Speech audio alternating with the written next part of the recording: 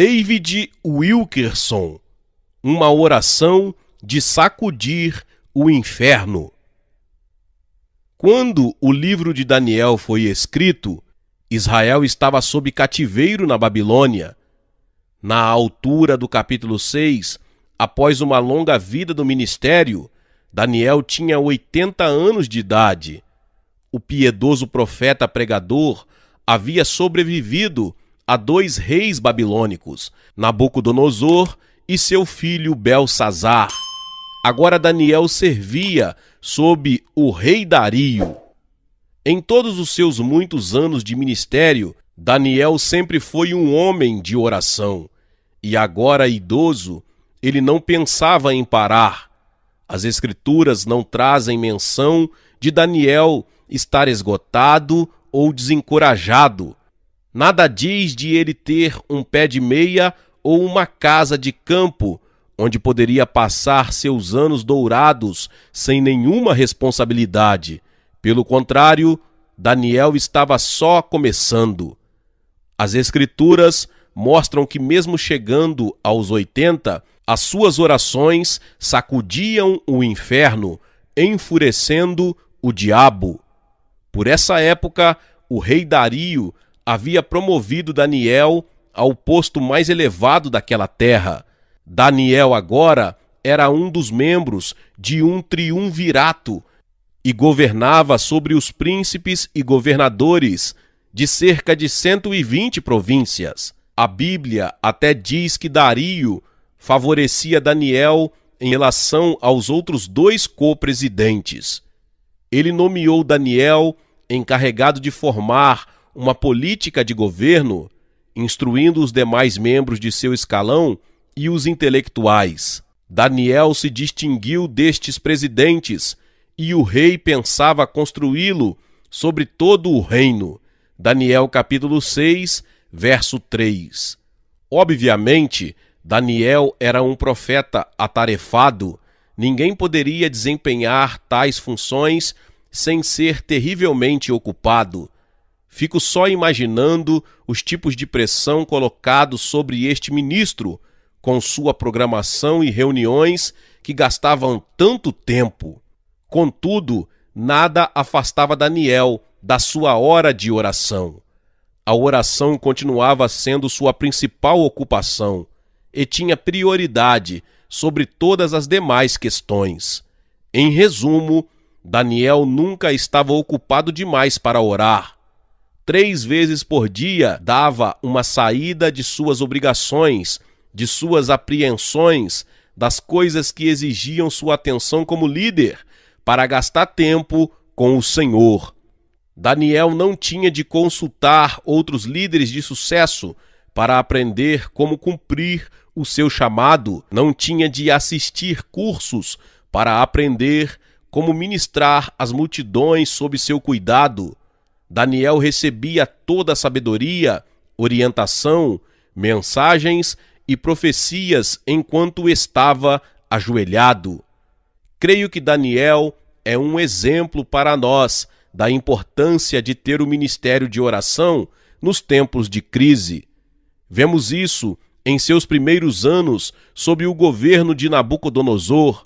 Certa época, o rei teve um sonho perturbador que o deixou desnorteado, confuso e assombrado. Ele suplicou que seus videntes que lhe explicassem o sonho, mas ninguém conseguiu. Isso enfureceu Nabucodonosor e ele disse à corte: "Vocês só me trazem palavras tolas e vazias, ficam enrolando, tentando ganhar tempo, mas quero a verdade, quero respostas aos meus anseios mais profundos." Finalmente, decretou que todos os videntes fossem mortos, os astrólogos, os feiticeiros, os magos, até os sábios, incluindo o jovem Daniel e seus 3 piedosos companheiros. Quando Daniel soube da sentença de morte, fez uma reunião com os 3 amigos. Você pode ter certeza de que a reunião não foi para congraçamento ou estudar opiniões ou motivar os outros judeus a trazerem planos de sobrevivência. Não! Daniel e seus jovens hebreus sabiam que teriam de ouvir diretamente do Senhor. Então se ajoelharam e clamaram por sua misericórdia e revelação. Que incrível prece Daniel ofereceu a Deus! Seja bendito o nome de Deus para todo o sempre, porque dele é a sabedoria e força. É ele quem muda os tempos e as horas, remove reis e estabelece reis. Ele dá sabedoria aos sábios e conhecimento aos entendidos. Ele revela o profundo e o escondido, conhece o que está em trevas, e com ele mora a luz. Daniel capítulo 2, versos 20 ao 22. Nesta época, a Igreja do Velho Testamento tinha chegado à sua pior fase. O povo de Deus tinha perdido o cântico, o louvor fora silenciado e agora estava sendo espiritualmente arrastado pela correnteza. A tremenda prosperidade de Babilônia tinha se agarrado ao coração de muitos, e certamente Satanás se alegrara com a situação de Israel. E então, para piorar, motivou Nabucodonosor a lançar a sentença de morte contra Daniel. Agora todos os israelitas, sob cativeiro, estavam olhando para Daniel. O futuro deles dependia da relação dele com Deus. E ficavam pensando, será que Deus ainda fala com as pessoas? Será que alguém é capaz de fazer a leitura dos tempos e saber o que está acontecendo? Quem pode discernir os segredos do Senhor? Daniel sabia exatamente o que estava ocorrendo e poderia ter agido de inúmeras maneiras. Ele poderia ter organizado uma grande marcha à capital para pedir justiça aos judeus. Mas veja, o mundo e o inferno não se impressionam com multidões, números, demonstrações, e não são impactados por megas igrejas com seus edifícios majestosos e um enorme hall de membros. Não se agitam por causa de jovens ministros brilhantes e letrados que fazem pesquisas perguntando que tópicos você gostaria que evitemos nos sermões, como devemos lhes acomodar para que você venha à igreja. Não, a única maneira de impactar este mundo é através de uma palavra que revele o pecado e exponha o coração. O mundo necessita ouvir a verdade pura do Espírito Santo, que golpeie os espertos e responda ao clamor do coração em dúvida. Creio que o rei Nabucodonosor é o retrato da humanidade moderna que clama: tenho poder e influência, tenho todos os bens materiais que poderia desejar, mas mesmo assim não possuo paz. Faço perguntas e preciso de respostas. E vocês que dizem falar por Deus, ou seja, intelectuais, os partidários do ritualismo, até as pessoas do povo, se vocês não conseguirem responder ao meu coração, então não têm o direito de existirem. Não há propósito para vocês, são inúteis para a sociedade. Estive em Dallas recentemente e visitei uma congregação dita igreja comunitária. O culto foi tão informal que ficou irreverente ao extremo. As pessoas ficavam bebendo refrigerantes e mastigando biscoitos, enquanto as crianças corriam como loucas. O culto começou com uma brincadeira cômica sobre como comprar um carro. A seguir, a equipe de louvor entoou umas músicas ambíguas, canções de amor que se pode cantar para a namorada. Finalmente, o pastor, com doutorado em teologia, entrou com uma pequena tira de papel nas mãos, contendo toda a mensagem. Falou 10 minutos sobre como gostar do emprego. Este ministério tinha se iniciado através de uma pesquisa na vizinhança que perguntava o que as pessoas gostariam de ter na igreja. Como resultado, os cultos foram planejados para terem uma natureza totalmente desprovida de confrontações. Porém, olhando em torno pela congregação, via homens e mulheres que obviamente tinham problemas profundos que precisavam de respostas. Os adolescentes se mostravam enfadados. Meu coração se partiu por estas pessoas. Todos ali precisavam de uma palavra dos céus, contudo só recebiam palha. Por quê? Porque os homens do púlpito estavam sendo evasivos, porque haviam perdido o contato com Deus. Quando este país vir o escrito de julgamento na parede, o povo gritará pedindo líderes que orem. Quando o dedo de julgamento de Deus ficar claro para este país, as pessoas vão deixar de procurar pregadores da prosperidade que vivem dizendo está tudo indo bem. Pelo contrário, elas vão reagir como os israelitas, ou seja, buscarão pessoas como Daniel, pessoas piedosas que saibam fazer a leitura dos tempos. Em Daniel capítulo 5, Belsazar, filho de Nabucodonosor, ocupava o trono. Este rei pagão promoveu um enorme banquete para 1000 de seus governantes. No auge da bebedeira, o rei mandou os servos trazerem os vasos de ouro e de prata que tinham sido tirados do templo judeu em Jerusalém. Logo depois, os governantes de Belsazar, as esposas e concubinas, bebiam de maneira insana destes vasos que haviam sido consagrados. De repente, de modo sobrenatural, os dedos da mão de um homem aparecem durante o banquete e começam a escrever uma mensagem na parede. Era um aviso de que o julgamento estava às portas. As escrituras dizem: então se mudou o semblante do rei, e os seus pensamentos o turbaram. As juntas dos seus lombos se relaxaram, e os seus joelhos bateram um no outro. Ordenou o rei em alta voz que se introduzissem os encantadores, os astrólogos, e disse o rei aos sábios da Babilônia: qualquer que ler esta escritura e me declarar a sua interpretação, será vestido de púrpura e trará uma cadeia de ouro ao pescoço, e será no reino o terceiro dominador. Então o rei Belsazar perturbou-se muito. Os seus grandes estavam sobressaltados. Daniel capítulo 5, versos 7 ao 9.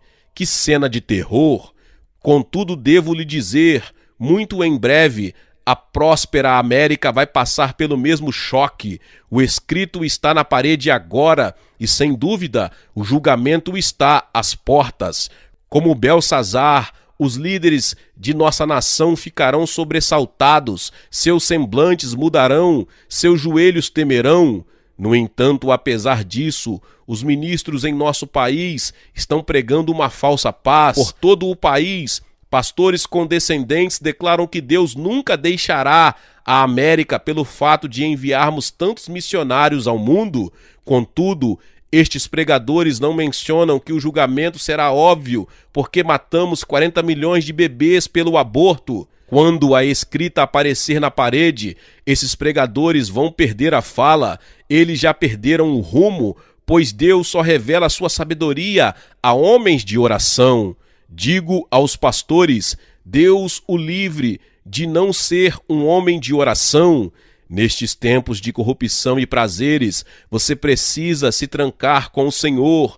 O que vai fazer quando a escrita de Deus aparecer e os membros da igreja pedirem que você interprete os tempos?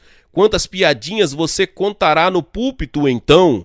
Como vai responder quando interromperem seus sermões e gritarem: por favor, pastor, diga o que está acontecendo? O que está acontecendo nesses dias é julgamento? O que virá a seguir? Porque o Senhor não nos preveniu. O Senhor dizia que estava tudo correndo bem, mas perdemos tudo. Fico chocado com o que as pesquisas de opinião dizem sobre as motivações das pessoas para poderem ir à igreja. Cultos modernos podem parecer funcionar agora na hora da prosperidade, mas veja o que acontecerá quando o dedo de Deus aparecer e as contas bancárias chegarem à lona, os filhos se envolverem com drogas e a família se destruir. As ovelhas não vão querer ouvir pregações melosas, vão desejar a verdade pura e cristalina. A corte de Belsazar tremeu diante da súbita mudança nos acontecimentos. Ninguém sabia o que estava acontecendo. De repente a bebedeira parou, e enquanto o rei tremia, alguém disse: há no teu reino um homem que tem o espírito dos deuses santos. Se achou neste Daniel conhecimento, inteligência, interpretação de sonhos, explicação de enigmas e solução de dúvidas. Daniel capítulo 5, versos 11 e 12. Então Beltsazar chamou Daniel e disse ao profeta algo assim: nenhum destes sábios conseguiu dizer alguma coisa, não conseguiram interpretar o escrito na parede, mas ouvi que você consegue discernir os tempos. Por favor, diga-me a verdade e acabe com as minhas dúvidas. Versículo 16. Quando Daniel falou, ele não adoçou a pílula. Ele havia estado ajoelhado e sabia exatamente o que aquelas pessoas precisavam ouvir. Então disse assim: tu, Beltsazar, não humilhaste o teu coração, levantaste-te contra o Senhor do céu, contou Deus o teu reino e o acabou. Pesado foste na balança e foste achado em falta. Capítulo 5, versos 22 e 23, 26 e 27. Esse era o tipo de verdade não contaminada que Beltsazar e seus príncipes queriam ouvir. Era a verdade que podia tirar suas dúvidas, porque lhes dizia exatamente onde se encontravam. Na verdade, Beltsazar ficou tão grato que nomeou Daniel para ser o governador maior do reino. Então, por favor, não me diga que os não convertidos não desejam mensagens convincente e direta. Não é assim? Os problemas se opõem a toda pessoa que ora. Toda pessoa que ora sofre o açoite do inferno, e Satanás vai fazer tudo o que puder para calar suas preces. Daniel já tinha provado a eficiência de sua oração sob Nabucodonosor e Beltsazar. Agora, no reino de Dario, Satanás inicia uma grande conspiração para calar as orações de Daniel. As orações do profeta tinham sacudido tanto o inferno e o diabo ficou tão enfurecido que organizou o governo inteiro da Babilônia contra ele. Lembre-se, Daniel tinha sido colocado acima de todos os outros líderes do país, e esses políticos viam em Daniel sabedoria, respeito e uma preferência que os deixava com inveja. E agora então conspiraram contra ele. Então os presidentes e os sátrapas procuravam achar ocasião contra Daniel a respeito do reino, mas não podiam achar ocasião ou culpa alguma, porque ele era fiel e não se achava nele nenhum vício nem culpa. Daniel capítulo 6, verso 4. Daniel era inculpável, então os líderes da Babilônia não conseguiam lhe pegar em nenhum pecado. Finalmente concluíram que a única maneira de chegar ao profeta seria através do caminhar que ele tinha com Deus. Disseram: nunca acharemos ocasião alguma contra este Daniel, se não a procurarmos contra ele na lei do seu Deus. Quisera Deus que isso pudesse ser dito sobre nós hoje em dia.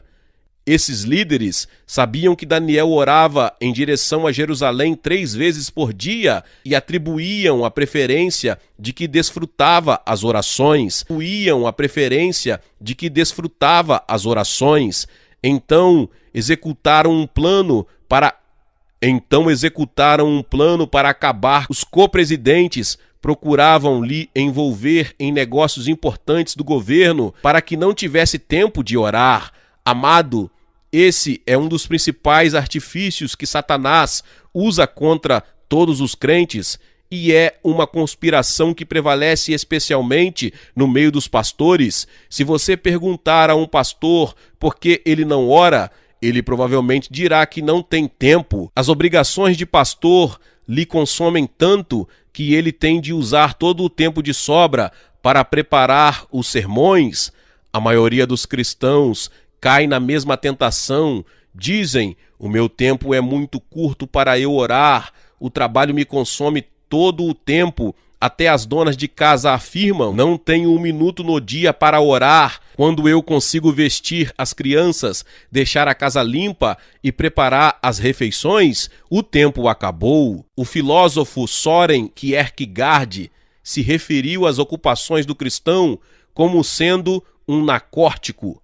Ele observa que elas levam a uma propensão à dualidade mental.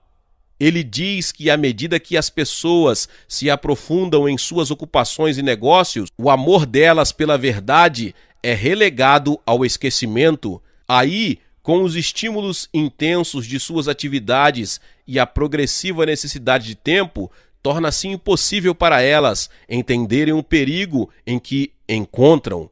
Elas possuem o espelho da palavra de Deus, mas não conseguem se aquietar o tempo suficiente para verem o que ela reflete. Acho que a pessoa ocupada, que raramente ora, está pior do que aquela que tem uma doença grave. Por quê? Porque progressivamente ela se adapta à situação e, com o tempo, ora cada vez menos e se torna cada vez menos consciente de Deus, até que suas convicções se esvanecem e as perde totalmente. Daniel sabia que não conseguiria ficar um dia sem orar. Então continuou orando, mesmo seus colegas lhe jogando mais atribuições. Você conhece a história? Finalmente conseguiram um decreto determinando a suspensão de toda a oração por 30 dias. Era uma lei dirigida unicamente a Daniel. Porém, mesmo então, Daniel não suspensou suas orações que sacudiam o inferno e acabou na cova dos leões. Pode-se imaginar o que teria motivado Daniel a orar com tanta intensidade, o que o levou a continuar orando, mesmo com um decreto de morte dirigido contra sua cabeça? Porque este homem de 80 anos iria continuar derramando o coração junto ao Senhor com tanto fervor, quando o resto da igreja não buscava mais a Deus? Pense no enorme esforço que Daniel teve de fazer para se dedicar à oração. Afinal de contas, ele morava na Nova York de seu tempo, na enorme, majestosa e rica Babilônia, e vivia num tempo de apatia espiritual, de bebedeiras, de busca de prazeres e de ignorância no meio do povo de Deus. Além disso, era um líder atarefado com distrações por todos os lados. Quero dizer o seguinte: a oração não é algo que venha naturalmente a pessoa alguma, inclusive a Daniel. Um horário específico para a oração é fácil de começar, mas difícil de continuar. Tanto a nossa carne quanto o diabo conspiram contra ela. Então, como nos tornamos homens de oração? Nós, nos períodos de declínio espiritual e de julgamento iminente, Deus busca certo tipo de homens de oração. Em Jeremias capítulo 5, Deus pede: dai voltas às ruas de Jerusalém, buscai pelas suas praças, se achardes alguém que pratique a justiça e busque a verdade, eu perdoarei a esta cidade. Jeremias capítulo 5, verso 1. O Senhor estava dizendo basicamente: terei misericórdia se encontrar pelo menos uma pessoa que me busque. Deus havia abençoado e protegido totalmente este povo. Mesmo assim, continuavam passando todos os limites da moralidade, cometendo o adultério e relacionando-se com meretrizes. Além disso, não sofriam mais com o pecado e rejeitavam a correção. Então Deus procurou pelo menos um homem de oração, de coração quebrantado, para que este intercedesse, mas não conseguiu achar nenhum. Ezequiel 23 descreve uma tragédia semelhante. Os profetas e os sacerdotes de Israel tinham se transformado em lobos vorazes, enriqueciam às custas dos humildes inocentes e roubavam dos pobres e das viúvas. Profanavam a santidade de Deus, não vendo nenhuma diferença entre o puro e o impuro, fechavam os olhos para o pecado e pregavam mentiras declarando de maneira falsa: assim diz o Senhor. Deus em vão implora para que pelo menos um homem se posicione contra isso. Busquei entre eles um homem que se levantasse o muro e se pusesse na brecha perante mim por esta terra, para que eu não a destruísse, mas a ninguém achei. Ezequiel capítulo 22, verso 30. Contudo, durante o cativeiro da Babilônia, Deus encontrou este homem em Daniel. E hoje, mais do que nunca na história, Deus está procurando o mesmo tipo de homens e mulheres piedosos. Ele busca servos fiéis que queiram levantar o muro e se pôr na brecha, coisas que só podem ser conseguidas com oração. Como Daniel, esta pessoa será encontrada com a palavra de Deus na mão. Quando o Espírito Santo veio sobre Daniel, o profeta estava lendo o livro de Jeremias. Foi aí que o Espírito revelou que o tempo da libertação de Israel tinha chegado. Diante desta revelação, Daniel foi levado à oração. Dirigi o meu rosto ao Senhor Deus para buscar com oração e rogos, com jejum, pano de saco e cinza, orei ao Senhor meu Deus. Daniel capítulo 9, versos 3 e 4.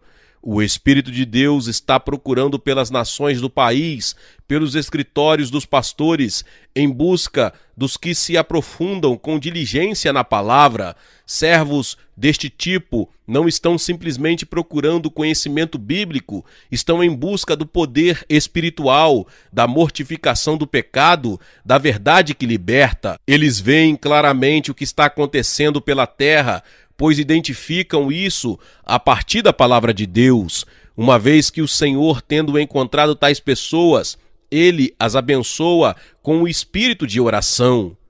O servo de oração enxerga a situação da igreja e se identifica com a culpa. Daniel certamente ficou entusiasmado quando entendeu que havia chegado a hora de Deus restaurar o seu povo. Mesmo assim, quando viu a situação espiritual de Israel, o profeta se consternou. O povo estava se saciando com os pecados de Babilônia, buscando prazeres e prosperidade, afastando-se dos padrões morais que antes abraçavam. Daniel sabia que o povo de Deus não estava preparado para receber sua restauração. Ainda assim, será que o profeta ficou fustigando seus compatriotas por causa do pecado? Não. Daniel se identificou com a decadência moral que o cercava. Ele declara: pecamos e cometemos iniquidade, a nós pertence a confusão do rosto, porque pecamos contra ti. Daniel capítulo 9, versos 5 e 8. Creio que o mesmo sucede com a Igreja de Jesus dos dias de hoje. Não estamos em condições de responder ao desejo que Deus tem de realizar uma grande obra de reavivamento em nós. Tal como Israel, ficamos contaminados pelos pecados de nossa sociedade corrupta. Veja isso: uma lei na Califórnia torna obrigatório que a igreja primária ensine que o homossexualismo é um estilo de vida alternativo permitido. A bebedeira se disseminou das faculdades para os cursos de segundo e de primeiro grau, e a internet se transformou numa super estrada para a pornografia.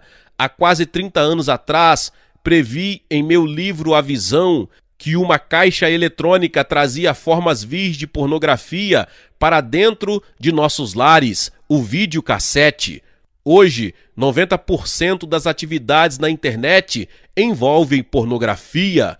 Em resumo, vivemos numa Babilônia moderna e, tragicamente, os cristãos adotaram o estilo cheio de pecado da sociedade. O nosso ministério sempre recebe cartas de esposas de cristãos dizendo: eu sentia meu esposo se afastando de mim, eu não sabia o porquê. Aí abri a porta de seu escritório e o peguei olhando com lascívia a pornografia da internet.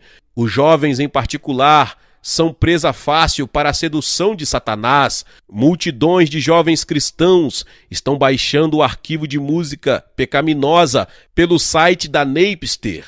Sei de uma mãe cristã que entrou num curso de informática para descobrir o que o filho adolescente estava baixando. Quando entrou nos arquivos do computador, ficou horrorizada. Eram músicas do assassino Charles Manson, músicas falando de matar policiais, músicas falando de morte, suicídio e todo tipo de promiscuidade sexual.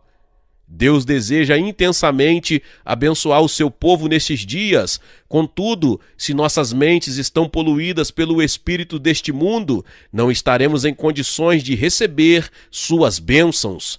Daniel fez uma declaração forte: todo aquele mal nos sobreveio. Apesar disso, não suplicamos a face do Senhor, nosso Deus, para nos converter-nos das nossas iniquidades e para nos aplicar-nos à tua verdade. Por isso, o Senhor vigiou sobre o mal e o trouxe sobre nós. Daniel capítulo 9, versos 13 e 14. Daniel estava dizendo: vimos a degradação da nossa terra e vimos nossos pastores buscando seus próprios interesses, toda a sociedade correndo para a destruição. Mesmo assim, não voltamos para a oração. Se pelo menos orássemos, Deus nos teria tirado do pecado. Ele, inclusive, ficou aguardando nossa reação, fazendo promessas gloriosas para nos libertar. Mas nós não demos tempo para ele. Pelo contrário, fomos nos desviando cada vez mais dele, nos saciando nos pecados da sociedade ímpia. É por isso que seu julgamento caiu sobre nós. Você pode perguntar: qual é a oração que sacode o inferno? É aquela que vem do servo fiel e aplicado, que vê seu país e sua igreja caindo cada vez mais no pecado. Ele se dobra sobre os joelhos, chorando: Senhor, não quero ser parte do que está acontecendo. Permita que eu seja um exemplo do teu poder salvador no meio deste século corrupto. Não me importa se ninguém mais ora, eu vou orar. Daniel concluiu dizendo: estando eu ainda falando na oração, o homem Gabriel me instruiu e me disse: Daniel, agora vim para fazer-te entender o sentido. És muito amado. Daniel 9, 21 ao 23. Onde está o povo de oração na casa de Deus hoje? Onde estão os pastores fiéis que buscam o Senhor dia e noite? São esses que receberão a instrução e o entendimento, porque são muitos amados. Tal como Daniel, estes servos se identificam com os pecados da nação e da igreja e o confessam, e clamam em humildade: ó Senhor, mostre onde me desviei, onde sou achado em falta, e me ajude a enfrentar e a tratar disso, custe o que custar, Deus. Faça com que eu continue ajoelhado. Desejo ardentemente te ver restaurando tua igreja. Glória a Deus, que palavra poderosa.